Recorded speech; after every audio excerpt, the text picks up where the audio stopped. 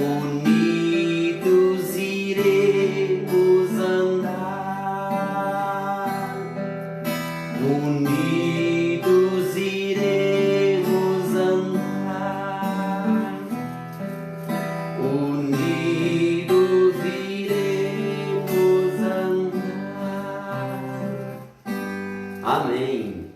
Unidos iremos andar. Ainda que seja essa união aqui, né?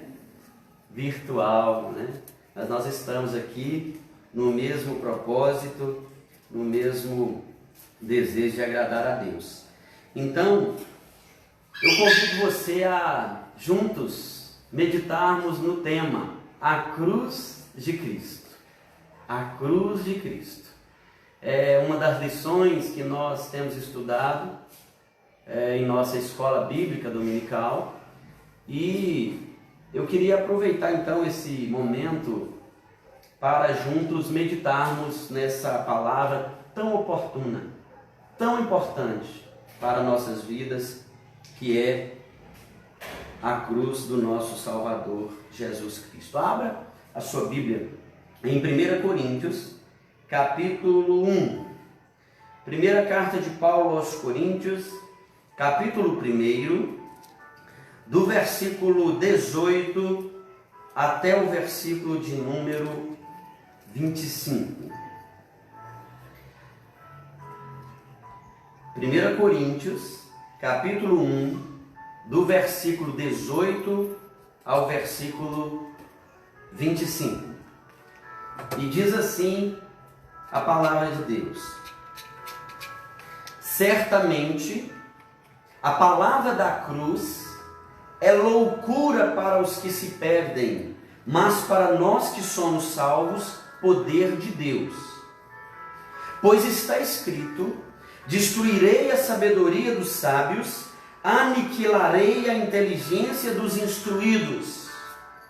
Onde está o sábio? Onde o escriba? Onde o inquiridor deste século, porventura, não tornou Deus louca a sabedoria do mundo?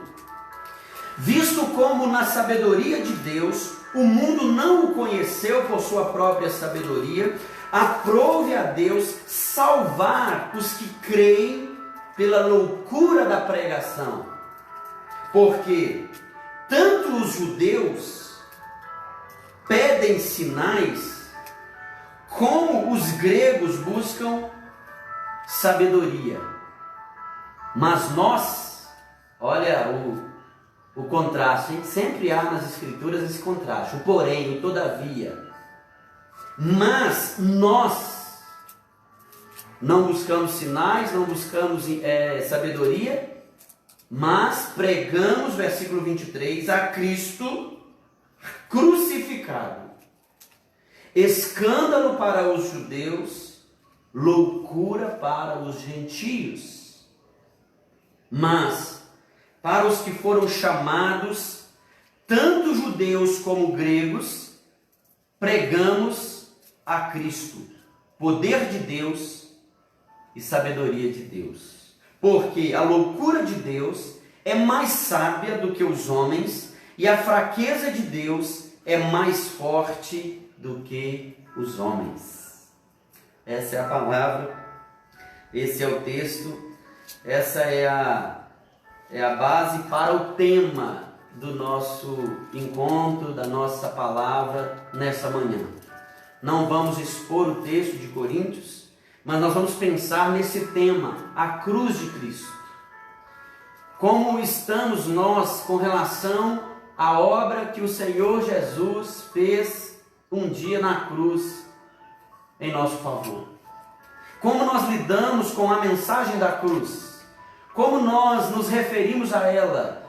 Em que medida ela está no nosso coração e na nossa consciência como algo que transformou a nossa vida e mudou a nossa história, nossa motivação, nosso sentido de vida, nosso destino? Como a cruz de Cristo é fundamental para a igreja, para a compreensão da igreja. E apesar de não fazermos aqui uma exposição do texto de forma versículo por versículo, mas nós podemos nos remeter à igreja de Corinto e lembrarmos então que era uma igreja que vivia profundas crises internas, profundas crises de relacionamentos, sérias crises morais. É uma igreja que é muito exortada pelo apóstolo Paulo. Ainda no capítulo 1, havia divisão, diz Paulo aí nos versos anteriores, né? A vosso respeito, irmãos, eu fui informado, alguém contou para ele. Sempre tem alguém para contar, irmãos. Hoje é vídeo, WhatsApp, né? Tá todo mundo filmando. Mas na época tinha alguém para contar, sempre tem. Fui informado pelos da casa de Cloé, ó. Cloé tá ligado aqui, que há contenda entre vós. Talvez eles não gostaram, né? O que essa Cloé foi falar? Esse povo lá da casa da Cloé foi falar que a gente está tendo contenda. Paulo não falava meias verdades. Ele não ficava dando voltinha para agradar a igreja, não. Eu fui informado e eu refiro ao fato de vós dizer: eu sou de Paulo, eu sou de Apolo, eu sou de Cefa, eu sou de Cristo. Olha a pergunta que ele faz no versículo 13. Acaso Cristo está dividido? Foi Paulo crucificado em favor de vós? Ou fostes porventura batizados em nome de Paulo? Então é uma exortação à igreja e é uma exortação também para nós hoje. Que às vezes nós estamos diante de uma grandeza de revelação, que é a obra que Cristo fez por nós, mas nós como igreja estamos perdendo tempo com coisas que a gente não devia perder. Nós estamos lutando por argumentos e opiniões que precisam prevalecer, porque eu sei o que eu estou falando, eu entendo disso, é a minha área, é a minha formação. Então todo mundo cala porque eu vou falar, é assim, eu sou autoridade. Muitas vezes as igrejas também estão divididas por especialistas, como o nosso mundo está hoje, cada um querendo prevalecer nos seus argumentos. Mas aqui nós temos então a mensagem da cruz, a chamada de Deus a nós, para que nós possamos entender que a palavra da cruz, ela é loucura. A mensagem da cruz, várias vezes no texto que nós lemos, nós encontramos essa palavra, loucura, louco. Porque a sabedoria de Deus, o mundo não conheceu, porque para o mundo é loucura a mensagem da cruz. Mas para nós, os que creem, é a sabedoria de Deus. A mensagem da cruz. A lição que nós estamos trabalhando, eu vou deixar depois aí na descrição as fontes, os detalhes dessa revista, que é o tema sobre a pessoa e a obra de Cristo, que é da editora Cristã Evangélica. E uma das lições, todas elas tratam da pessoa e da obra de Cristo. A lição de número 11 fala então sobre a cruz de Cristo. E na introdução o autor diz algo interessante. Ele diz assim: aconteceu no ano 32 depois de Cristo, 3 homens foram crucificados. Dos 3, 2 eram ladrões e todos sabiam por que foram crucificados. Eram salteadores, assassinos, os piores da sociedade. Mas quem era a terceira pessoa? Ninguém sabia com certeza. Os sacerdotes tinham pedido a morte daquele homem. Mas por quê? Ele ensinou as multidões e elas afirmavam: ninguém jamais falou como este homem. João 7,46. Ele curou muitos leprosos. Ele ressuscitou o irmão de Marta e Maria. um homem chamado Lázaro. Ele multiplicou pães e peixes para alimentar as multidões. No caminho de ser crucificado para o local do julgamento, ao lugar da crucificação, para as mulheres que choravam, aquele homem disse: não choreis por mim, chorai antes por vós mesmos e por vossos filhos. Lucas 23, 28. Como ele sofreu. Mas não houve nenhuma palavra de reclamação. Soldados romanos o humilharam, colocaram uma coroa de espinhos na sua cabeça e deram-lhe bofetadas. João 19, 2 e 3. Como ele sofreu. Depois, o crucificaram no chão, foi colocado sobre o madeiro e bateram grandes pregos nas mãos e pés daquele homem. Como ele sofreu. Todos que presenciaram a cena ficaram espantados com a reação. Pai, perdoa-lhes, porque não sabem o que fazem. Lucas 23, 34. Quem poderia orar assim, senão uma pessoa divina? Eu achei interessante essa introdução do autor, porque Jesus foi levantado e a morte dele naquela cruz é o ponto onde os nossos olhos devem estar.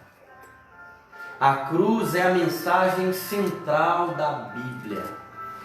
A pessoa de Jesus é a mensagem central das Escrituras. Gênesis 3, versículo 15, porém inimizade entre ti e a mulher, palavra de Deus dirigida à serpente, prometendo ali a obra perfeita de Cristo, o Evangelho, a salvação, o proto-Evangelho. Porém inimizade, tu lhe ferirás o calcanhar, mas ele há de esmagar a sua cabeça. A Bíblia trata sobre a obra da redenção, sobre a obra de Cristo, e esse é um tema central. Nós encontramos a mensagem da cruz quando nós lemos no Novo Testamento que há um fato predominante em quase todos os livros: o que Cristo fez, o que Cristo realizou, vencendo a morte, morrendo a nossa morte, para nos dar a sua vida. E aí, nós vamos olhar aqui de forma rápida a ênfase da cruz nos 4 evangelhos: João Batista, Nicodemos e na Santa Ceia. Vamos ficar com esse recorte aqui, com esse ponto aqui, para você ver como a mensagem da cruz é primordial para as nossas vidas.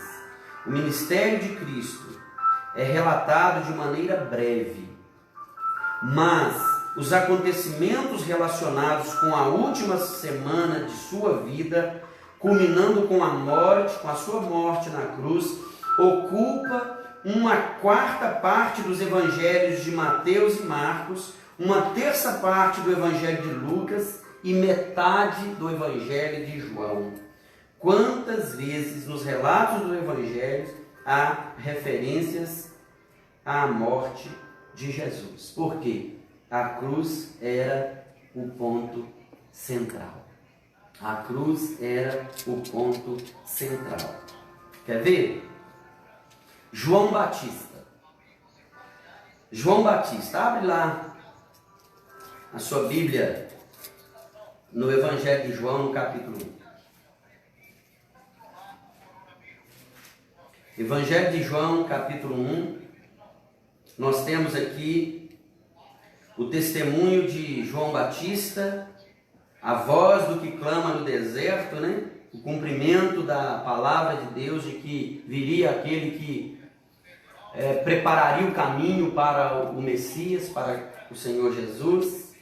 E é interessante, quando João Batista estava andando com 2 dos seus discípulos, de repente Jesus aproximou e João exclamou: eis o Cordeiro de Deus que tira o pecado do mundo. Evangelho de João, capítulo 1, versículo 29. Eis o Cordeiro de Deus que tira o pecado do mundo. João poderia ter dito: olha, aí vem o meu primo, olha, ali vem o filho de Maria, o filho de José, olha, vem ali um parente meu, vou conversar com ele. Não, ele disse: eis o Cordeiro de Deus que tira o pecado do mundo. E para qualquer judeu que lembrava do acontecimento histórico da salvação do povo de Israel das mãos de Faraó por meio da morte sacrificial e substitutiva do Cordeiro sem mácula, a afirmação de João era de plena significação. Eis o Cordeiro de Deus, eis o Cordeiro bendito de Deus que tira a morte do mundo, porque o salário do pecado é a morte. João capítulo 1. Agora, passe as páginas aí e você vai encontrar Nicodemos, capítulo 3 de João. Um fariseu, um homem notável entre os religiosos, ali dos judeus, um dos principais dos judeus, foi ter com Jesus de noite, tentando entender os sinais de Deus que estavam em Jesus, e ele disse: ninguém pode fazer esses sinais se Deus não estiver com ele. E Jesus então vai conduzindo essa conversa, e a clássica afirmação que se acha no fim da conversa de Jesus com Nicodemos, ele que precisava ter uma experiência de nascer de novo, uma experiência do novo nascimento. E Jesus então explicou para ele o processo da salvação. E você observa isso lá no versículo 14 e 15. Do modo porque Moisés levantou a serpente no deserto, assim importa que o Filho do Homem seja levantado, para que todo o que nele crê tenha a vida eterna. Olha, Números capítulo 21, nós encontramos esse momento onde serpente havia picado o povo no deserto, e aí quem olhava para aquela serpente de bronze que foi levantada era curado da enfermidade, da picada daquela serpente abrasadora. E Jesus então traz do Antigo Testamento a referência para a sua morte de cruz. Não é só o Evangelho de João. Não é só para Nicodemos que Jesus está falando. Então, a referência aqui em João Batista, em Nicodemos, e agora a referência na ceia. Nós lemos Coríntios capítulo 1. Volte agora lá em Coríntios no capítulo 11. A proposta é essa mesmo, a gente ter um estudo assim, participativo à distância, mas caminha aí. Vai lá em Coríntios agora, para a gente dar uma olhada. Porque a referência aqui à Santa Ceia, à celebração da Ceia do Senhor, quando Jesus instituiu a cerimônia, o sacramento da Santa Ceia, para ser lembrado para sempre, versículo 24 de Coríntios 11, o que diz? E tendo dado graças, o partiu e disse: isso é o meu corpo que é dado por vós, fazei isto em memória de mim. Fazei isto em memória de mim. O simbolismo do pão e do vinho representava seu corpo quebrado, representava seu sangue derramado na cruz. A cruz do Calvário era o motivo da sua vinda a este mundo, pois o próprio Filho do Homem não veio para ser servido, mas para servir e dar a sua vida em resgate por muitos. Marcos 10, 45. Por isso a cruz se tornou o símbolo da igreja. Na noite em que Jesus foi traído, ele tomou o pão. Todo mês a gente reúne a igreja. No nosso contexto aqui, é todo segundo domingo. E nessa reunião a gente participa, celebra a ceia do Senhor. Desde que a igreja existe, desde que a igreja iniciou os trabalhos aqui na nossa cidade, eu creio na história da sua igreja também. A igreja se reúne para celebrar a ceia. Na noite em que Jesus foi traído, ele tomou o pão e, tendo dado graças, o partiu e disse: tomai e comei, isto é o meu corpo que é dado por vós. Semelhantemente, depois de cear, versículo 25, tomou também o cálice, dizendo: este cálice é a nova aliança no meu sangue. Fazei isso todas as vezes que o beberdes em memória de mim. Olha o versículo 26. Porque todas as vezes que comerdes o pão e beberdes o cálice, anunciais a morte do Senhor até que ele venha. Anunciais a morte do Senhor até que ele venha. Ou seja, a morte de Cristo não é para ser esquecida, porque ele não permaneceu morto.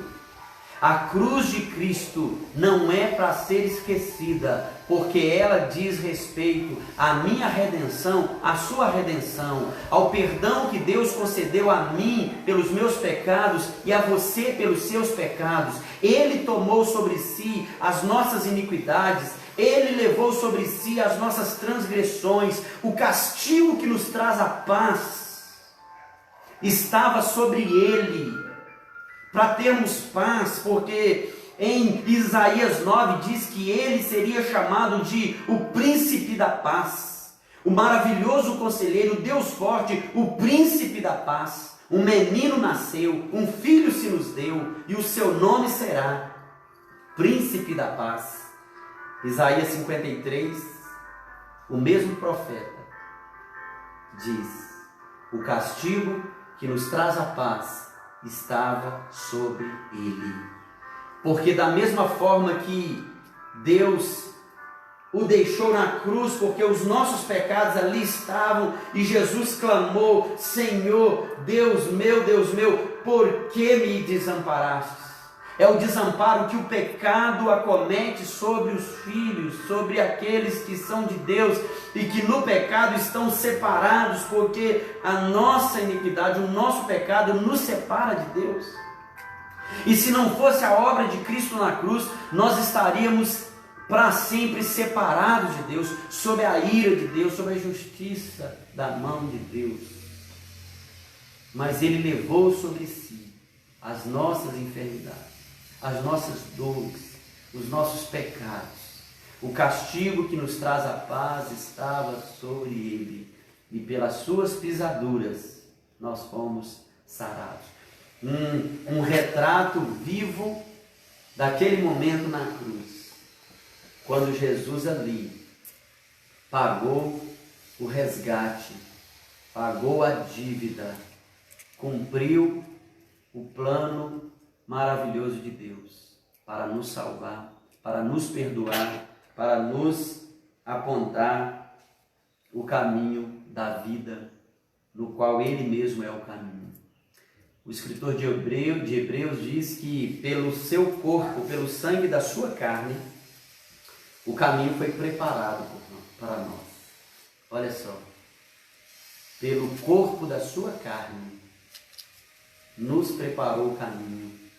Por isso nós temos acesso à presença de Deus, porque Jesus é o caminho, a verdade e a vida. E esse caminho ele se fez na cruz, quando ali ele entregou o seu corpo ele partiu o seu corpo, ele foi dilacerado, foi moído, ele foi machucado, ele foi ferido para que nós tivéssemos cura.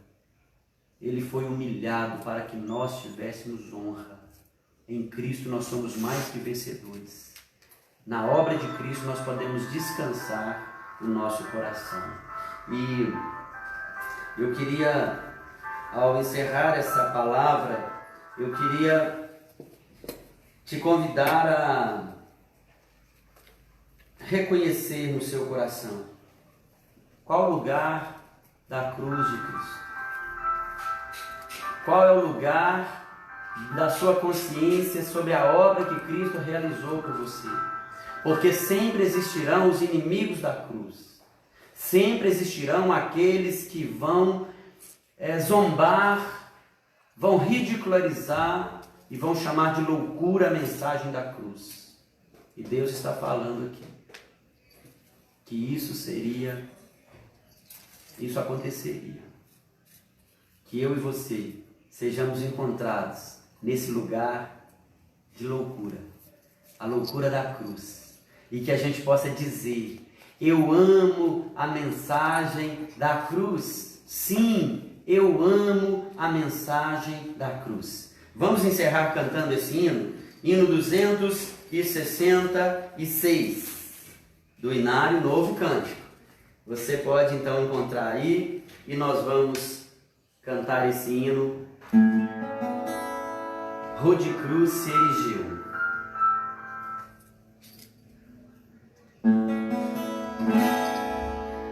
Rude cruz se erigiu, ela ao dia fugiu, como emblema de vergonha e dor.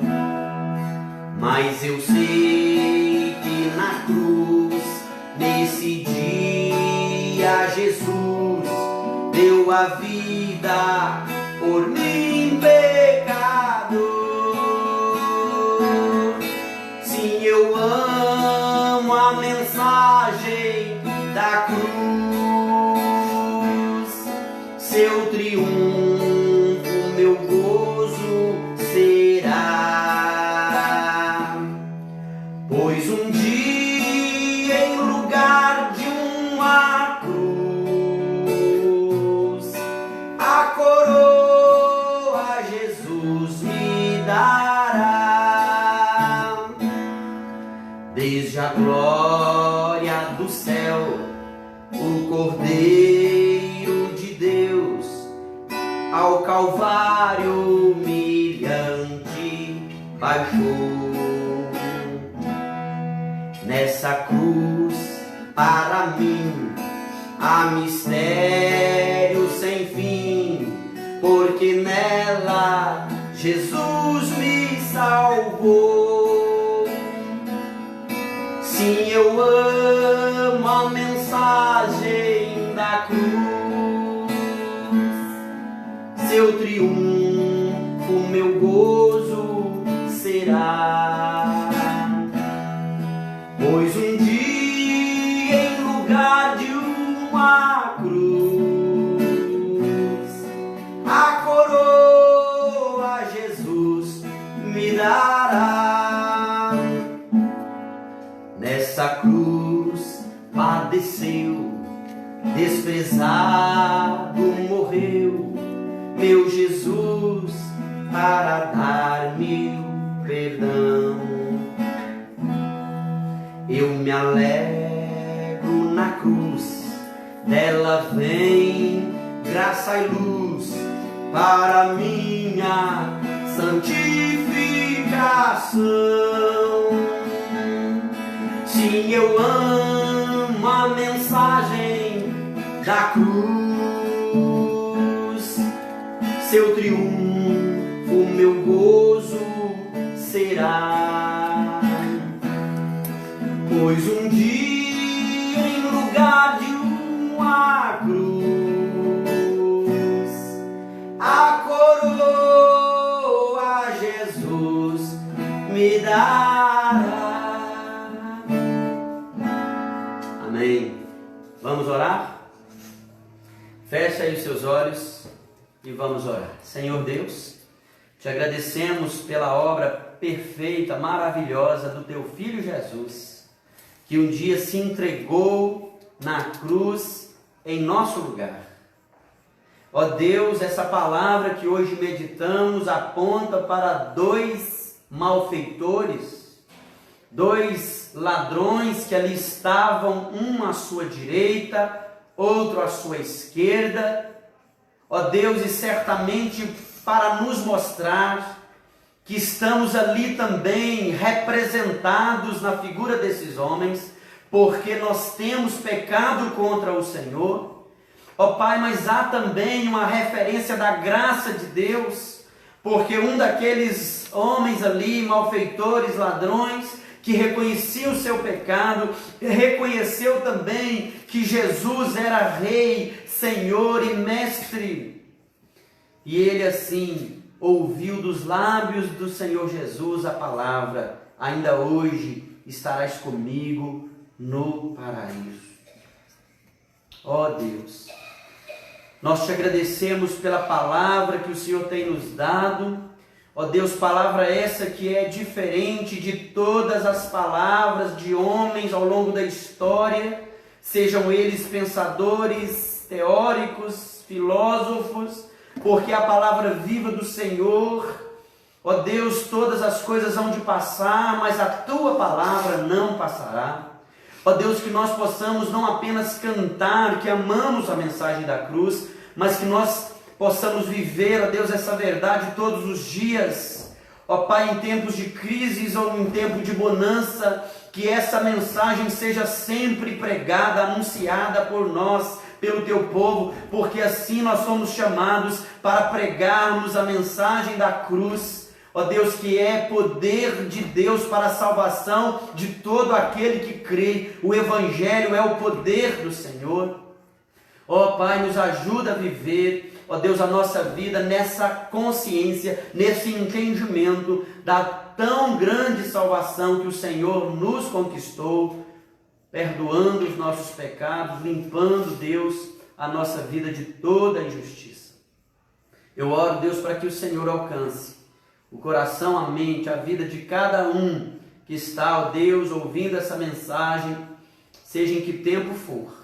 Que a tua graça seja, Deus, sobre cada um, que o teu amor, que a tua misericórdia, que o teu favor, que o discernimento do Senhor, que o teu Santo Espírito que nos faz compreender essa palavra, seja, Deus, derramado sobre o meu irmão, sobre a minha irmã, sobre cada um que a ver esse vídeo, acompanha essa transmissão. Pai, em nome de Jesus, nós clamamos pela tua bênção, para que nós possamos caminhar em dias de crise, certos de que o nosso Redentor vive, certos de que o Senhor está no controle de todas as coisas. Dá-nos essa consciência, dá-nos essa alegria de viver pelo Senhor, que um dia morreu por nós. Ó Pai, nós te agradecemos, entregamos esse dia em tuas mãos, nossos afazeres estão limitados à rotina da casa, mas o Senhor está presente no nosso meio, o Senhor nos visita com a tua presença, porque o teu Filho Jesus, depois de vencer a morte de cruz, ele disse aos discípulos, e nós recebemos essa palavra: eis que estou convosco todos os dias, até a consumação do século. Assim nós oramos, assim nós cremos, em nome de Jesus. Amém.